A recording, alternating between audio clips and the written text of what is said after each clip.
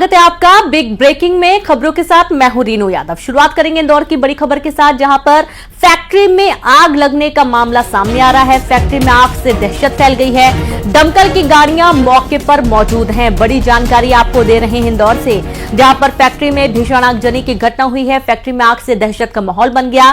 दमकल की गाड़ियां मौके पर मौजूद और आग को बुझाने के तमाम प्रयास किए गए हैं। और ये तस्वीरें आपके सामने हैं। जिस वक्त फैक्ट्री में आग लगी उस दौरान देखिए, जब आग का काला धुआं ऊपर उठता हुआ दिखाई दे रहा है, तुरंत दमकल विभाग को सूचना दी गई। मौके पर पहुंची दमकल की टीम ने आग को बुझाने की कोशिश की है। सांबे रोड पर यह फैक्ट्री बताई जा रही है।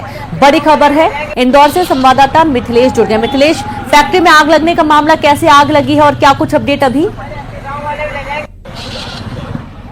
रोड की फैक्ट्री आ गई है और सबसे पहले जहाँ पे कार्टून बनाए जाते हैं, पेपर्स, वहाँ बहुत ज्यादा रखे हुए थे। सबसे पहले उस फैक्ट्री में आग लगी और देखते देखते अभी तक जानकारी आ रही है कि आसपास 2-3 फैक्ट्रियों को आग ने अपनी जद पे ले लिया है। फिलहाल दमकल की गाड़ियां वहां पे मौजूद है। 1 घंटे का वक्त हो चुका है। आग बुझाने का प्रयास लगातार जारी है। करीब 20 से ज्यादा इस वक्त टैंकर जो है पानी के, वो वहां पे पहुंच चुके हैं। होम की गाड़ियां भी फायर ब्रिगेड के रवाना कर दी है और तमाम जो बड़े अधिकारी वो भी इस वक्त सावेर में मौजूद है। अब देखिए, सावेर का जो पूरा जोन है जहाँ पर ये आग लगी हुई है, ये पूरा फैक्ट्री जोन है, कमर्शियल जोन है। यहाँ पर एक दूसरे से लगी हुई कई सारी फैक्ट्रियां, कई बड़ी फैक्ट्रियां, कई छोटी फैक्ट्रियां है। और पुलिस के लिए, फायर ब्रिगेड के लिए सबसे बड़ी चिंता की बात है कि जल्द से जल्द आग पर काबू पा लेना, आग बुझा लेना, क्योंकि आसपास सारी आग जो है अगर बढ़ने पाई तो बहुत कुछ नुकसान हो सकता है, बड़ा नुकसान हो सकता है और कई सारी फैक्ट्रियां जो है आग की जद में आ सकती हैं। धुओं का जो गुब्बार है वो कई किलोमीटर दूर से देखा जा सकता है। आसमान पे काले धुएं जो है वो कई किलोमीटर दूर से नजर आ रहे हैं। इस बात से समझा जा सकता है कि आग कितनी भीषण लगी है। बिल्कुल, किस वक्त की घटना है मिथिलेश, और आग को बुझाने के क्या प्रयास किए जा रहे हैं? क्योंकि देखा जा रहा है कि आग का धुआं देखकर अंदाजा लग रहा है कि कितनी भीषण ये आग लगी है। कितनी दमकल की गाड़ियां मौके पर है और कहां तक अभी ये रेस्क्यू पहुंचा है? अभी 20 टैंकर पानी और करीब 6 से 7 फायर ब्रिगेड की गाड़ियां इस वक्त मौके पर मौजूद है। लगातार बौछार डाली जा रही, लगातार पानी का छिड़काव किया जा रहा है, जल्द से जल्द आग बुझाने का प्रयास किया जा रहा है। लेकिन जो सबसे पहले जिस फैक्ट्री में आग लगी थी वहां पर पेपर्स, कार्टून बहुत ज्यादा रखे हुए थे, इसलिए बहुत कम समय में जो आग ने अपना विकराल रूप ले लिया और देखते देखते आसपास की 2 से 3 जो और फैक्ट्रियां लगी थी उसे भी अपनी जद में ले लिया। फिलहाल फायर ब्रिगेड की जो गाड़ियां हैं, जो पीछे की तरफ, यानी फैक्ट्री का जो पिछला हिस्सा, वहां से भी लगातार पानी का बौछार किया जा रहा है, क्योंकि आग पीछे की तरफ बढ़ रही थी और पीछे की तरफ पे करीब 10 से ज्यादा बड़ी फैक्ट्रियां हैं। जी, यानी कि आसपास ही पूरा कॉमर्शियल इलाका है मिथिलेश, आसपास फैक्ट्रियां ही हैं, कोई रिहायशी इलाका नहीं है। और आसपास की और भी 2-3 फैक्ट्रियां इसकी चपेट में आ गई। इसका मतलब है कि आग बहुत ही विकराल रूप ले चुकी है। सबसे बड़ा सवाल यह भी कि क्या वहां पर कोई और भी मौजूद है? क्या कोई जनहानि की आशंका या कोई जख्मी हुआ है वहां पर? देखिए, धुआं भरने की वजह से कुछ लोगों की हालत जो जरूर खराब हुई थी और फिलहाल उन्हें वहां से रेस्क्यू करके अस्पताल भेज दिया गया है। इस वक्त उनका उपचार चल रहा है। लेकिन ये पूरा कमर्शियल इलाका है। हालांकि जो मजदूर वर्ग के लोग हैं, जो सुरक्षा गार्ड है, वो वहां पे रहते हैं, इसलिए आसपास की जो और भी फैक्ट्रीज है उनमें से जो लोग फंसे उन्हें निकाला जा रहा है। कुछ फैक्ट्रियों में जो लोग काम करते हैं उन्हें तत्काल बाहर निकाल दिया गया और अंदर जाने की अब किसी को भी इजाजत नहीं है। सावधानियां रखी जा रही है, एहतियात के तौर पे लोगों को हटाना शुरू कर दिया गया है। लेकिन धुएं का गुब्बार कई किलोमीटर दूर से नजर आ रहा है और ये बड़ी आग है और भीषण आग को बुझाने का प्रयास लगातार जारी है। और आसपास में अभी तक देखिए बड़ी जानकारी सामने आ रही है कि जहां पे आग लगी उससे 6 फैक्ट्री, लगभग 5 से 6 फैक्ट्री के बाद में केमिकल फैक्ट्री भी है। तो ये आग कहीं केमिकल फैक्ट्री तक नहीं पहुंच जाए, वरना फायर ब्रिगेड के लिए चुनौतियां और बड़ी हो जाएंगी। आग पर काबू पा लिया जाए, इससे प्रयास लगातार किया जा रहा है। फायर ब्रिगेड की गाड़ियां लगातार सावेर फैक्ट्री पर पहुंच रही है। जल्द से जल्द आग बुझाने का फायर ब्रिगेड के अधिकारी कह रहे हैं कि बहुत जल्द आग पर काबू पा लिया जाएगा। लेकिन आग की जो लपटें हैं फिलहाल उन्हें बुझाने का प्रयास जारी है।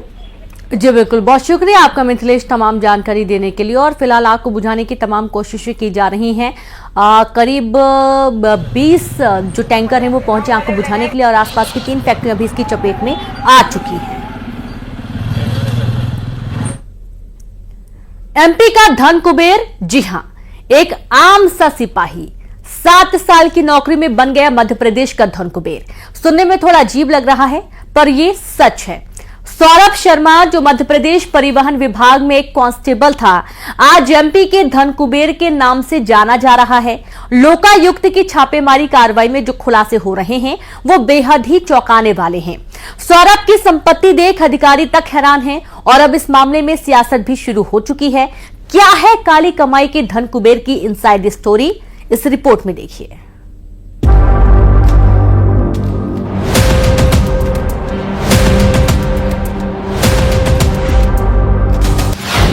कैश, चांदी, सोना, काला खजाना। पूर्व कांस्टेबल कैसे बना धन कुबेर?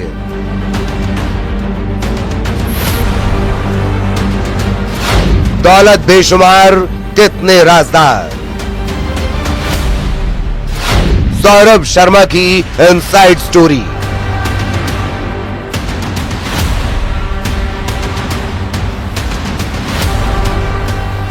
इतना सोना, इतनी चांदी और करोड़ों रुपए, ये सब देखकर किसी भी आम आदमी की आंखें चौंधिया जाएंगी।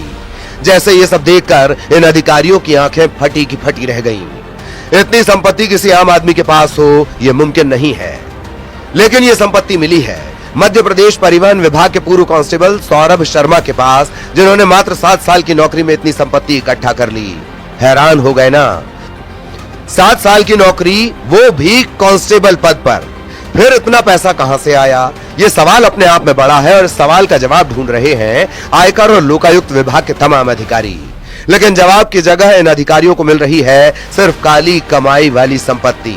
इतनी संपत्ति के अधिकारी भी थक चुके हैं, लेकिन सौरभ शर्मा के पास मिल रही संपत्ति का ब्यौरा बढ़ता ही जा रहा है और सौरभ शर्मा कहां है ये किसी को पता नहीं चल रहा। और जो खुलासा हुआ है अब, वो बेहद हैरान करने वाला है, क्योंकि खुलासा किया है सौरभ शर्मा के करीबी दोस्त चेतन गौर ने। वही चेतन गौर जिसकी सोने से भरी गाड़ी लोकायुक्त की टीम ने भोपाल के जंगल से पकड़ी थी। चेतन गौर को कस्टडी में लेकर आईटी ने पूछताछ की। जंगल में सोने और नकदी वाली गाड़ी सौरभ की थी। सौरभ ने चेतन के नाम से गाड़ी खरीदी थी। सौरभ ही गाड़ी का इस्तेमाल करता था। गाड़ी को जंगल में किसने पहुंचाया, इसकी जानकारी नहीं। चेतन के नाम सौरभ ने पेट्रोल पंप और जमीन भी कर रखी है। मकान, स्कूल, फ्रेंचाइजी भी चेतन के नाम पर खरीदे हैं। पकड़ा गया सोना और कैश सौरभ का है। एक तरफ सौरभ के राजदार ने बड़ा खुलासा किया, तो वहीं लोकायुक्त की छापे की कार्रवाई में एक और बड़ा खुलासा हुआ।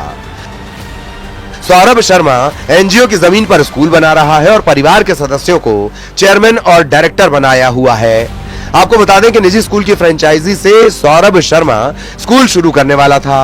लोकायुक्त की कार्रवाई में करोड़ों की संपत्ति का रिकॉर्ड मिला है। परिवहन विभाग के पूर्व आरक्षक सौरभ शर्मा के यहाँ लोकायुक्त और आईटी की रेड के बाद सबसे ज्यादा नाम चर्चा में है और जिनके यहाँ पर अभी तक जो है करोड़ों की संपत्ति का मामला उजागर हो चुका है।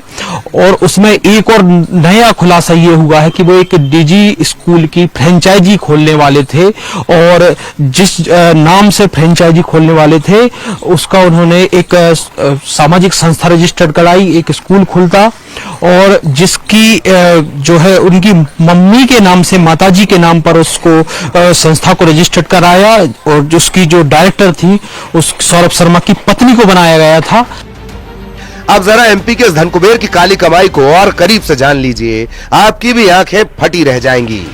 2 लग्जरी कारें घर में मिली, 3 करोड़ रुपए की नकदी, 54 लाख रुपए का सोना, 2 क्विंटल चांदी की सिल्ली, 10 किलो चांदी के जेवर, नोट गिनने की 7 मशीन, भोपाल में एक निर्माणाधीन बंगला और एक स्कूल, भोपाल, इंदौर और ग्वालियर शहरों में प्रॉपर्टी, 3 अलग अलग बैंकों में खाते। सौरभ शर्मा के पास मिली इतनी संपत्ति मध्य प्रदेश में भ्रष्टाचार की असल कहानी बयां करती है। एक मामूली सिपाही के पास अकूत संपत्ति कहां से आई, इसे लेकर भी अब सवाल खड़े होने लगे हैं। कांग्रेस ने बीजेपी पर हमला बोलते हुए जांच की मांग की। साधारण सिपाही के पास करोड़ों रुपए, आधा कुंटल सोना, 1.5 कुंटल चांदी मिली, तो सिपाही, अब सिपाही के पास इतना है तो डीजी के पास कितना होगा? ये अपने रिकॉर्ड्स मिटाने में लग गए हैं सारे बड़े लोग। इकबाल सिंह महज जी का अता पता नहीं है, उनके परिवार के लोगों का अता पता नहीं है, कहां निकल गए, ये सब सबूत नष्ट करने में लगे हैं। मैं पीएमओ से, ईडी, सीबीआई सबसे मांग करूंगा तुरंत संज्ञान लेकर के ये जांच की जाए इसकी, और बड़े मगरमच्छों की जरूर जांच की जाए। इतना बड़ा घोटाला सामने आएगा जो शायद ही इतिहास में कभी हुआ हो। वहीं कांग्रेस के आरोपों का पलटवार करते हुए बीजेपी ने कांग्रेस को जवाब दिया। देखिए, कांग्रेस किंग कर्तव्य विमूढ़ है और फंसी रहती है हमेशा, उसको सूझ नहीं रहा क्या करें क्या ना करें, एक ऐसी मुश्किल है। देखिए, जांच एजेंसियां अपनी कार्रवाई कर रही हैं, कांग्रेस को क्यों दर्द हो रहा है? जो भी जांच एजेंसियां कार्रवाई कर रही हैं, जो सामने सत्य सामने आएगा दंडित किया जाएगा।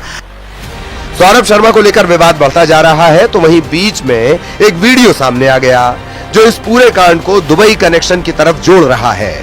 ये वही सौरभ शर्मा है जिसके पास एमपी में अपार संपत्ति मिली है, वो दुबई में मौज मस्ती कर रहा है। सौरभ शर्मा के दुबई कनेक्शन को लेकर सवाल और ज्यादा खड़े हो गए हैं। क्या सौरभ दुबई में अपने अवैध पैसों को ठिकाने लगा रहा है? क्या अभी जो मिला वो सिर्फ ट्रेलर था? सौरभ के असली खजाने का पता लगना अभी बाकी है।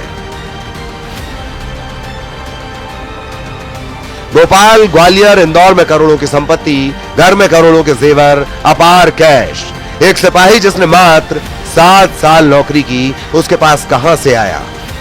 25-30 हजार कमाने वाला एमपी का करोड़पति आसामी वो कैसे बन गया? Bureau report, news 18।